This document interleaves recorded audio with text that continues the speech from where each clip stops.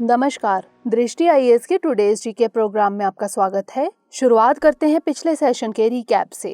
पहला प्रश्न था, India Australia economic cooperation and trade agreement ECTA के संदर्भ में निम्नलिखित कथनों पर विचार कीजिए। 1. इस समझौते के तहत ऑस्ट्रेलिया को गौ मांस सहित कुछ कृषि उत्पादों के निर्यात के मौके मिल सकेंगे। 2. दोनों देशों पेटेंट प्राप्त जेनेरिक और बायोसिमिलर दवाओं की मंजूरी में तेजी लाने के लिए सहमत हुए हैं। उपर्युक्त में से कौन सा यहाँ से कथन सही है या फिर है? इसका सही जवाब था केवल 2। अगला प्रश्न था, ब्रह्मोस मिसाइल के संदर्भ में निम्नलिखित कथनों पर विचार कीजिए। 1. इस मिसाइल को भारत ने जर्मनी और रूस के साथ मिलकर विकसित किया है। 2. यह एक द्विचरणीय और बहुमंचीय यानी मल्टी प्लेटफॉर्म मिसाइल है। उपर्युक्त में से कौन सा यहाँ से कथन सही है या फिर है? इसका सही जवाब था केवल 2। अगला प्रश्न था, हिंदू उत्तराधिकार अधिनियम के संदर्भ में निम्नलिखित कथनों पर विचार कीजिए। 1. यह अधिनियम हिंदू, बौद्ध, जैन और सिख धर्म के परिवारों में निर्वसीयत यानी इंटीस्टेट और अनभिप्रेत यानी अनविल्ड उत्तराधिकार के संबंध में कानून को संहिताबद्ध यानी कोडिफाई करता है। 2. यह अधिनियम वंशागति यानी इनहेरिटेंस और उत्तराधिकार के संबंध में एक समान व्यवस्था को एक कानून के दायरे में लाता है। 3. इसके कुछ प्रावधानों में हिंदू उत्तराधिकार अधिनियम संशोधन 2005 के जरिए संशोधन किया गया था। उपर्युक्त में से कौन सा यहाँ से कथन सही है या फिर है? इसका सही जवाब था उपर्युक्त सभी। अगला प्रश्न था, विश्व स्वास्थ्य दिवस कब मनाया जाता है? इसका सही जवाब था 7 अप्रैल। अगला प्रश्न था, निम्नलिखित में से किस देश में एशिया का सबसे बड़ा सीवेज ट्रीटमेंट प्लांट है? इसका सही जवाब था भारत। अगला प्रश्न था, रेन के आयोग निम्नलिखित में से किससे संबंधित है? इसका सही जवाब था भारत में जनजाति। अगला प्रश्न था, परिसीमन आयोग के संबंध में निम्नलिखित कथनों पर विचार कीजिए। 1. अभी तक 4 बार परिसीमन आयोग का गठन किया जा चुका है। 2. इनके आदेश कानूनी रूप से बाध्य हैं और इसे अदालत के समक्ष चुनौती दी जा सकती है। उपर्युक्त कथनों में से कौन सा यहाँ से सही नहीं है या फिर है? इसका सही जवाब था केवल 2। अगला प्रश्न था, केरल की सिल्वर लाइन परियोजना के संबंध में निम्नलिखित कथनों पर विचार कीजिए। 1. इसकी परिचालन गति लगभग 200 किलोमीटर प्रति घंटा होगी। 2. यह सतत विकास लक्ष्य 13 को हासिल करने में मदद करेगा। उपर्युक्त कथनों में से कौन सा यहाँ से सही है या फिर है? इसका सही जवाब था दोनों 1 और 2। अगला प्रश्न था, सतलुज यमुना लिंक यानी SYL नहर फिर से चर्चा में है। सतलुज नदी के संबंध में निम्नलिखित कथनों पर विचार करें। 1. यह सिंधु नदी की 5 सहायक नदियों में सबसे लंबी है। 2. यह नदी दक्षिण पश्चिम हिमाचल प्रदेश से निकलती है। उपर्युक्त कथनों में से कौन सा यहाँ से सही है या फिर है? इसका सही जवाब था केवल 1। अंतिम प्रश्न था, निपाह वायरस के संबंध में निम्नलिखित कथनों पर विचार करें। 1. यह रोग पट्रोपस जीनस के फ्रूट बैट या फ्लाइंग फॉक्स के माध्यम से फैलता है। 2. हालांकि इसका प्रसार SARS-CoV-2 की तुलना में बहुत धीमा है लेकिन मृत्यु दर अधिक है। उपर्युक्त कथनों में से कौन सा यहाँ से सही है या फिर है? इसका सही जवाब था दोनों 1 और 2। शुरुआत करते हैं आज के सेशन की। सबसे पहले देखेंगे अभ्यास प्रश्न। ब्रॉडकास्ट सेवा पोर्टल के संदर्भ में निम्नलिखित कथनों पर विचार कीजिए। 1. यह पोर्टल लोगों को एक सिंगल पॉइंट फैसिलिटी देता है जहां अनुमति, पंजीकरण और लाइसेंस के लिए आवेदन किया जा सकता है। 2. यह डिजिटल इंडिया कार्यक्रम के तहत सेवाएं मुहैया कराएगा। 3. यह पोर्टल निजी सैटेलाइट टीवी चैनल, कम्युनिटी और प्राइवेट रेडियो चैनल सहित सभी हितधारकों को सेवाएं देता है। उपर्युक्त में से कौन से कथन सही हैं?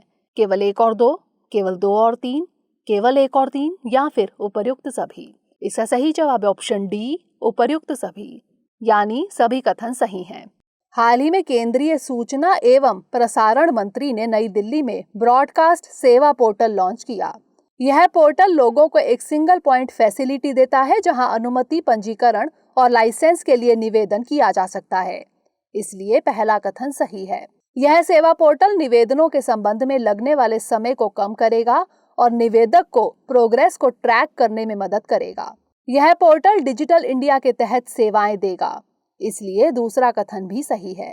पोर्टल के दायरे में निजी satellite TV channel, teleport operators और कम्युनिटी और प्राइवेट रेडियो चैनल इत्यादि शामिल होंगे, इसलिए तीसरा कथन भी सही है। तो इस तरह इस प्रश्न का सही जवाब है ऑप्शन डी, उपर्युक्त सभी।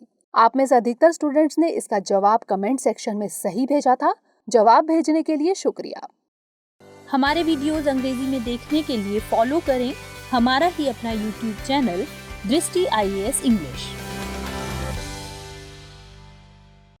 आज के सेशन का पहला प्रश्न है, निम्नलिखित देशों को एशियाई विकास बैंक में उनके योगदान के आधार पर अधिक से कम पर क्रमबद्ध कीजिए।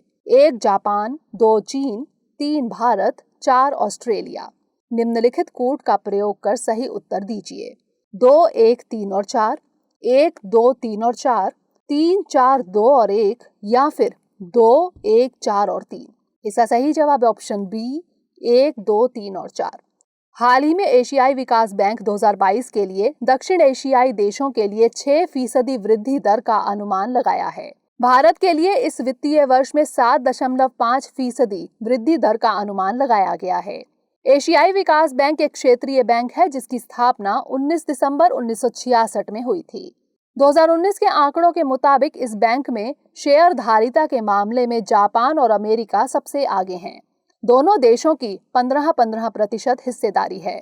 इन दो देशों के बाद क्रमशः चीन, भारत और ऑस्ट्रेलिया का नाम आता है, इसलिए बी उत्तर सही है।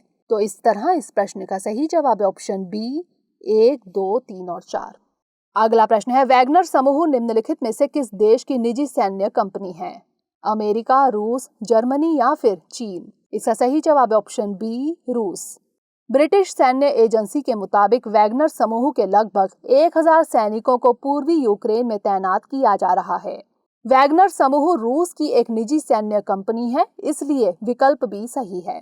यह समूह पिछले 8 सालों से यूक्रेन, सीरिया और कुछ अफ्रीकी देशों में तैनात है। इस सैन्य समूह पर मानवाधिकारों के उल्लंघन और युद्ध अपराध के आरोप लगते रहे हैं। वैगनर समूह को पहली बार 2014 में क्रीमिया संकट के दौरान रूस के खिलाफ तैनात किया गया था। तो इस तरह इस प्रश्न का सही जवाब है ऑप्शन बी, रूस। अगला प्रश्न है, इलेक्टोरल बॉन्ड के संदर्भ में निम्नलिखित कथनों पर विचार कीजिए। 1, इन्हें 1000, 10,000, 1 लाख, 10 लाख या 1 करोड़ रुपए के गुणकों में अधिकतम सीमा के साथ जारी किया जा सकता है। 2, स्टेट बैंक ऑफ इंडिया को इन बॉन्ड को जारी करने और इनकैश करने के लिए प्राधिकृत किया गया है। 3, ये बॉन्ड जारी होने के बाद से 15 दिनों के लिए ही वैध माने जाते हैं। उपर्युक्त कथनों में से कौन सा यहाँ से कथन सही है या फिर है? केवल 1, केवल 2 और 3, केवल 1 और 3 या फिर उपर्युक्त सभी? इसका सही जवाब है ऑप्शन बी, केवल 2 और 3। भारत के मुख्य न्यायाधीश ने याचिकाकर्ताओं को आश्वासन दिलाया है कि वह इलेक्टोरल बॉन्ड स्कीम 2018 को चुनौती देने वाली याचिकाओं पर विचार करेंगे। इलेक्टोरल बॉन्ड ऐसे माध्यम है जिनके जरिए कोई व्यक्ति राजनीतिक दलों को चंदा दे सकता है। इन्हें 1000, 10,000, 1 लाख, 10 लाख या 1 करोड़ रुपए के गुणकों में बिना किसी सीमा के साथ जारी किया जा सकता है, इसलिए पहला कथन गलत है। स्टेट बैंक ऑफ इंडिया को इन बॉन्ड को जारी करने और इनकैश करने के लिए प्राधिकृत किया गया है, इसलिए दूसरा कथन सही है। ये बॉन्ड जारी होने के बाद से 15 दिनों के लिए ही वैध माने जाते हैं, इसलिए तीसरा कथन भी सही है। इन बॉन्ड को पंजीकृत राजनीतिक दलों के संबंधित अकाउंट में रिडीम किया जा सकता है। तो इस तरह इस प्रश्न का सही जवाब है ऑप्शन बी, केवल 2 और 3। अगला प्रश्न है, मैनुअल स्कैवेंजिंग यानी हाथ से मैला ढुलाई की प्रथा के संबंध में निम्नलिखित कथनों पर विचार कीजिए। 1, यह प्रथा मूल अधिकारों का उल्लंघन है। 2, भारत में मैनुअल स्कैवेंजिंग में किसी भी व्यक्ति के नियोजन पर प्रतिबंध है। उपर्युक्त में से कौन सा यहाँ से कथन सही है या फिर है? केवल 1, केवल 2, 1 और 2 दोनों या फिर ना तो 1 और ना ही 2? इसका सही जवाब है ऑप्शन सी, 1 और 2 दोनों, यानी दोनों कथन सही हैं। सामाजिक न्याय और अधिकारिता मंत्रालय के मुताबिक साल 1993 से अब तक करीब 1000 लोग मैनुअल स्कैवेंजिंग के चलते अपनी जान गंवा चुके हैं। सार्वजनिक शौचालयों, गलियों, शुष्क शौचालयों, सेप्टिक टैंक, गटर आदि से मानव मल को हटाने के काम को मैनुअल स्कैवेंजिंग कहा जाता है। यह प्रथा अभी भी जाति, वर्ग और आय के आधार पर जारी है। इस तरह के काम को अनुच्छेद 21 का उल्लंघन माना जाना चाहिए, क्योंकि यह काम लोगों के गरिमा के साथ जीवन जीने के अधिकार का उल्लंघन करता है। भारत में 1993 के manual scavenging, the employment of manual scavengers and construction of dry latrine prohibition act के जरिए इस तरह के काम में किसी भी व्यक्ति के नियोजन पर रोक लगाई गई है, इसलिए दूसरा कथन भी यहाँ सही है। तो इस तरह इस प्रश्न का सही जवाब है ऑप्शन सी, 1 और 2 दोनों। अगला प्रश्न है, कलिंगा स्थापत्य के संदर्भ में निम्नलिखित कथनों पर विचार कीजिए। 1. मंदिर स्थापत्य की कलिंगा शैली नागर शैली का हिस्सा है। 2. मंदिर के सभागृह को जगमोहन कहा जाता है। उपर्युक्त में से कौन सा यहाँ से कथन सही है या फिर है? केवल 1, केवल 2, 1 और 2 दोनों, या फिर ना तो 1 और ना ही 2? इसका सही जवाब है ऑप्शन सी, 1 और 2 दोनों, यानी दोनों कथन सही हैं। केंद्र सरकार ने ओडिशा सरकार के एक अध्यादेश पर प्रतिक्रिया देते हुए राज्य सरकार से बात की है। केंद्र के मुताबिक लिंगराज मंदिर पर लाया गया अध्यादेश राज्य विधान क्षेत्र के दायरे से बाहर है।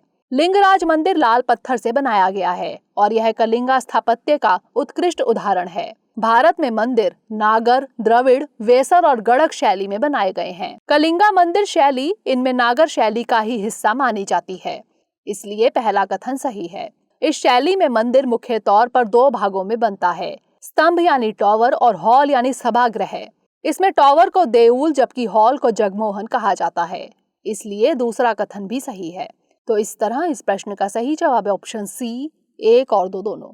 अगला प्रश्न है, निम्नलिखित में से कौन सा जहाज टॉल शिप रेस 2022 में भाग लेने जा रहा है? INS Virat, INS Tarangini, INS Vikram या फिर INS कलवारी? इसका सही जवाब है ऑप्शन बी, INS तरंगिनी। भारतीय नौसेना का पहला sail training ship INS Tarangini tall ship race 2022 में भाग लेने जा रहा है। यह शिप 14 देशों की यात्रा लोकयान 2022 पर रवाना होने वाला है। इस यात्रा का मुख्य उद्देश्य भारतीय नौसेना के लगभग 300 अंडर ट्रेनी अधिकारियों का प्रशिक्षण है, जो पहले प्रशिक्षण स्क्वाड्रन का हिस्सा हैं। INS Tarangini Harlingen Netherlands, Antwerp Belgium और अल्बोर्ग डेनमार्क में आयोजित होने वाले टॉल शिप रेस कार्यक्रमों में भाग लेगा, इसलिए विकल्प भी सही है। तो इस तरह इस प्रश्न का सही जवाब है ऑप्शन बी, INS तरंगिनी। अगला प्रश्न है, प्रधानमंत्री गरीब कल्याण अन्न योजना के संबंध में निम्नलिखित कथनों पर विचार करें। 1. NFSA के तहत खाद्यान्न के सामान्य कोटे के अलावा हर परिवार को प्रति माह 5 किलो मुफ्त राशन प्रदान किया जाएगा। 2. यह विश्व का सबसे बड़ा खाद्य सुरक्षा कार्यक्रम है। उपर्युक्त कथनों में से कौन सा यहाँ से सही है या फिर है? केवल 1, केवल 2, 1 और 2 दोनों, या फिर ना तो 1 और ना ही 2?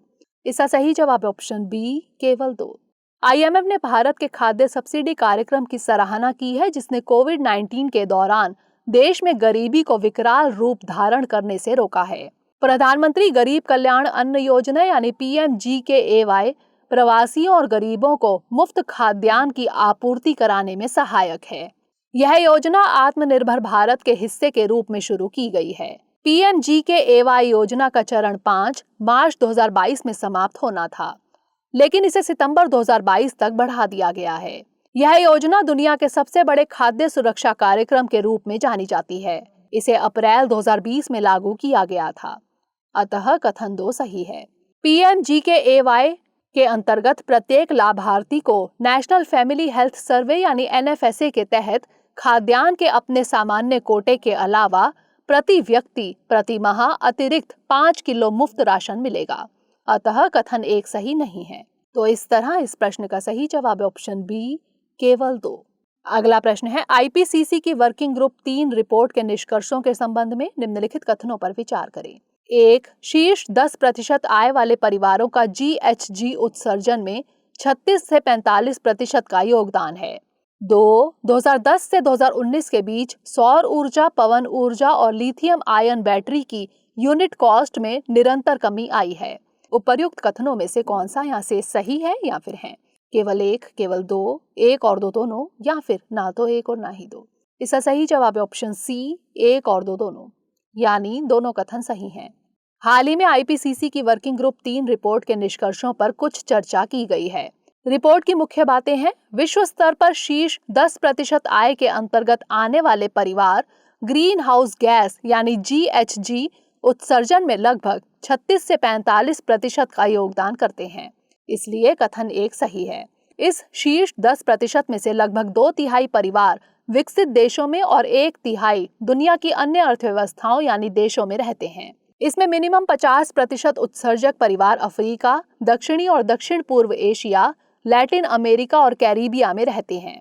2010 से 2019 के बीच सौर ऊर्जा 85%, पवन ऊर्जा 55% और लिथियम आयन बैटरी 85% की यूनिट कॉस्ट में निरंतर कमी आई है। इससे यूनिट के स्थापन यानी यूनिट लगाने की गति बढ़ गई है। इसलिए कथन 2 भी सही है। तो इस तरह इस प्रश्न का सही जवाब है ऑप्शन सी, 1 और 2 दोनों। अगला प्रश्न है, निम्नलिखित कथनों पर विचार कीजिए। 1, अधिकांश वर्षों में भारत के पास व्यापार खाते और चालू खाते दोनों में सरप्लस की स्थिति थी। 2, आमतौर पर भारत के पूंजी खाते में घाटा देखा जाता है। उपर्युक्त कथनों में से कौन सा यहाँ से सही है या फिर है? केवल 1, केवल 2, 1 और 2 दोनों, या फिर ना तो 1 और ना ही 2। इसका सही जवाब है ऑप्शन डी, ना तो 1 और ना ही 2, यानी दोनों कथन गलत हैं।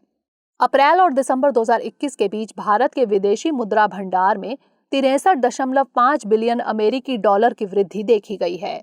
चालू खाता घाटा तब होता है जब किसी देश द्वारा आयात की जाने वाली वस्तुओं और सेवाओं का कुल मूल्य उसके द्वारा निर्यात की जाने वाली वस्तुओं एवं सेवाओं के कुल मूल्य से अधिक हो जाता है। माल के निर्यात और आयात संतुलन को व्यापार संतुलन यानी ट्रेड बैलेंस कहा जाता है। अधिकांश वर्षों में भारत के व्यापार खाते और चालू खाते में घाटा देखने को मिला है। इसलिए कथन 1 सही नहीं है। आमतौर पर भारत के पास पूंजी खाते में अधिशेष होता है। इसलिए कथन 2 भी सही नहीं है। तो इस तरह इस प्रश्न का सही जवाब ऑप्शन डी, ना तो 1 और ना ही 2। अंतिम प्रश्न है, कोविड-19 के XE संस्करण के संबंध में निम्नलिखित कथनों पर विचार करें। 1, इसे पहली बार यूनाइटेड किंगडम में खोजा गया था। 2, इसमें BA.1 के साथ साथ ओमिक्रॉन की BA.2 किस्मों में पाए जाने वाले उत्परिवर्तन यानी म्यूटेशन भी शामिल हैं। उपर्युक्त कथनों में से कौन सा यहाँ से सही है या फिर है? केवल 1, केवल 2, 1 और 2 दोनों, या फिर ना तो 1 और ना ही 2।